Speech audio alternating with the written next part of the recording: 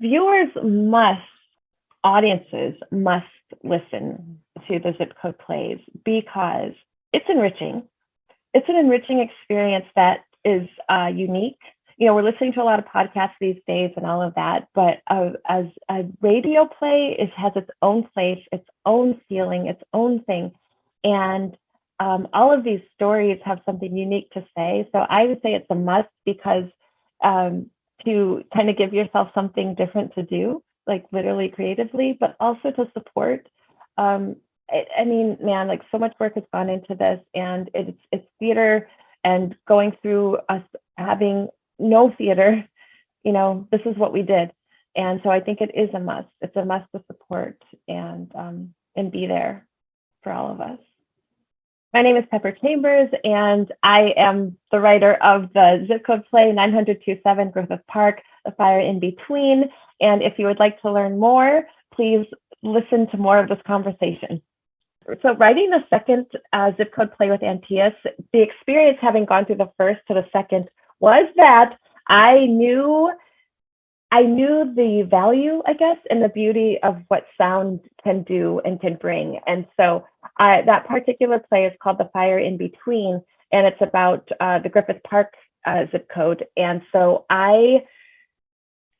making a short story, is there was a fire that happened in 1933 in Griffith Park. And so as soon as I learned that, all I could hear was the sound of the fire, and like how much fun, for lack of a better word, that Jeff would have with creating that world.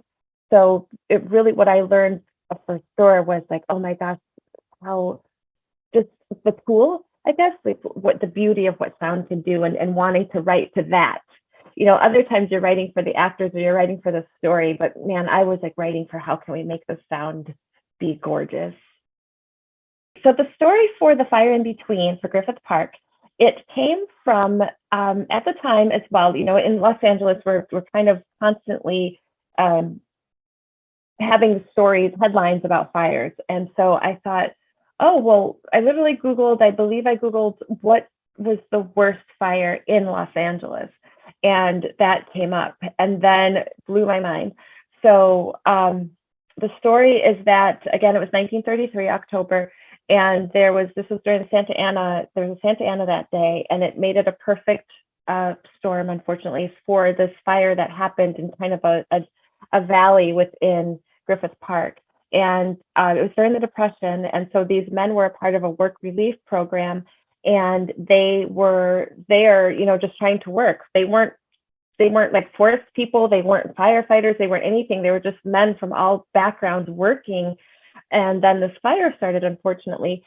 And so the reason I had to tell the story is because as I dove into learning more about the men who lost their lives, I learned about them.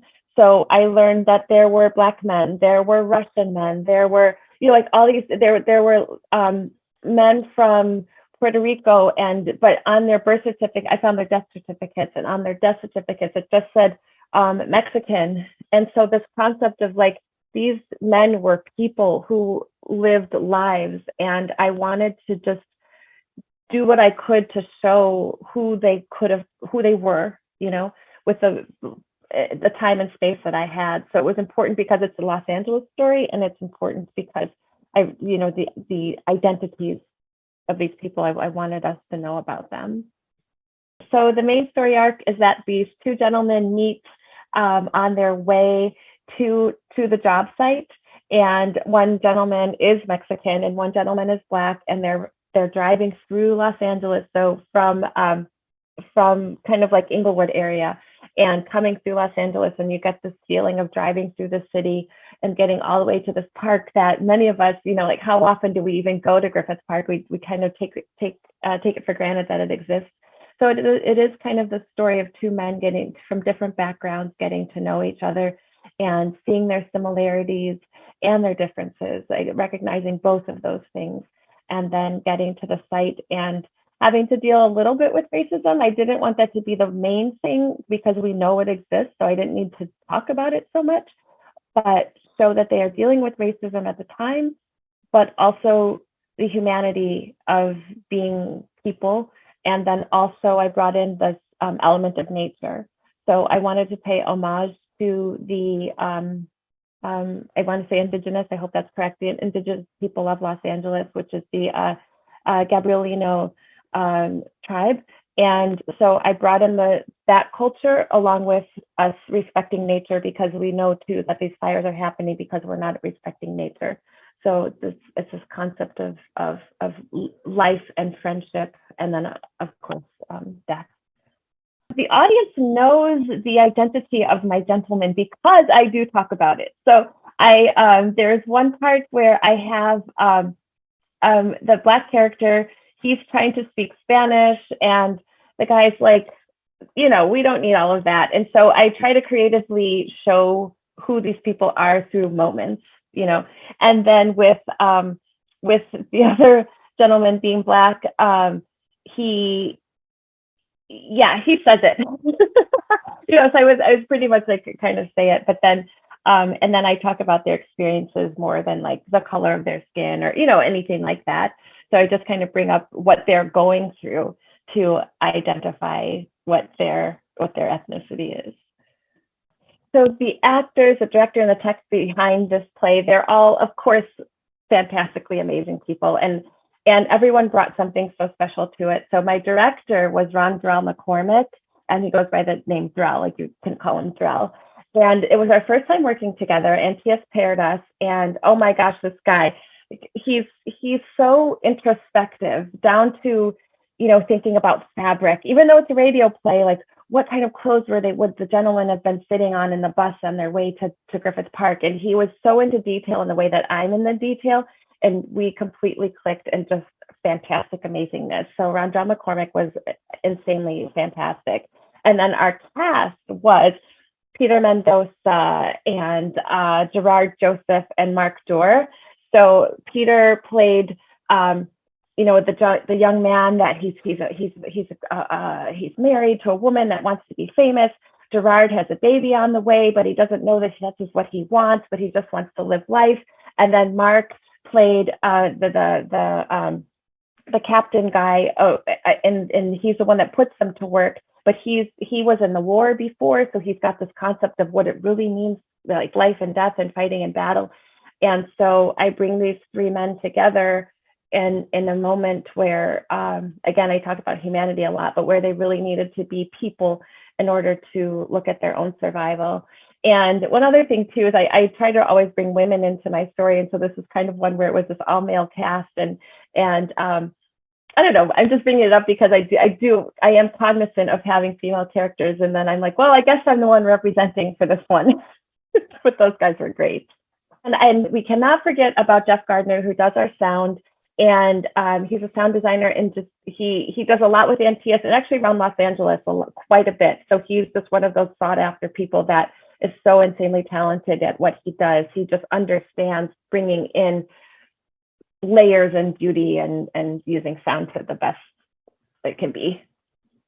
What do I want for the audience? What I want for the audience to get out of this particular zip code play, The Fire in Between for Griffith Park, is two things. One is history. Los Angeles has so many stories, and this is one. I moved to Los Angeles in 2004, and I'd never heard about that story. So that's one thing, just knowing that this is another thing that happened in Los Angeles, as tragic as it was. And the other thing is that, with my art and the way that I write, I do try to shed light on topics.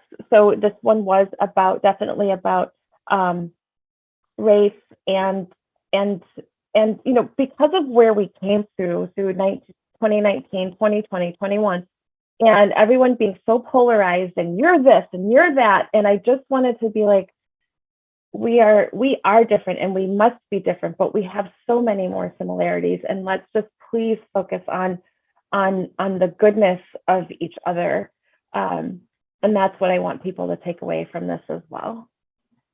When I listen to the third season plays with the zip code plays for Antaeus, I'm listening for all the fun technical stuff. So I'm really listening for like, oh my gosh, what did that writer write, and what were they trying to accomplish with the sound, the sound. And then I'm also listening to how the actors are interpreting this very brief moment. I mean, the recordings happen so fast. I think you get like to one rehearsal maybe, and you go. It's a very short process.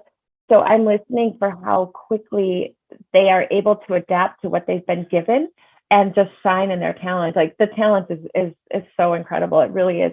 And that's one of the fun things to listen to. Again, I talked about imagination earlier, and it's so fun to hear how people are, in this booth and just using their imagination to make things come alive. So I'm listening for that creativity, and I'm listening to what the writer, what they probably intended for us to experience. So if people don't know that the Antaeus also creates the zip code tours. So for each season, there is a tour that you can take that is related to the particular play. So it is super cool because you're on it and then you're learning different things about the area. And again, I talk about us knowing, what we know about Los Angeles and the things that we don't. And these tours are so much like, oh gosh, I didn't know that. I didn't know that. And it's fascinating. It's just the coolest thing. I think it's so creative, and what a great idea, what a great accompaniment to get to hear this fiction. Some things are fiction, some things are like mine based on real things, but then you get this tour that shows you the real things. Like you can just, go there and do it. And I think it's fantastic. Audiences must listen to the zip code plays because it's enriching. It's an enriching experience that is unique. We're listening to a lot of podcasts these days and all of that, but as a radio play, it has its own place, its own feeling, its own thing. And all of these stories have something unique to say. So I would say it's a must because to kind of give yourself something different to do, like literally creatively, but also to support. I mean, man, like so much work has gone into this, and it's theater, and going through us having no theater, this is what we did. And so I think it is a must. It's a must to support and be there. This has been fun. My name is Peppur Chambers, and I am a playwright with Antaeus' Zip Code Plays, season 2 and 3, thankfully. And please go listen. Please visit the website. Please listen to all of the plays. You will not be sorry, and you will learn something, and you'll be entertained. And when you feel safe, when you feel good, please, please go back to theater.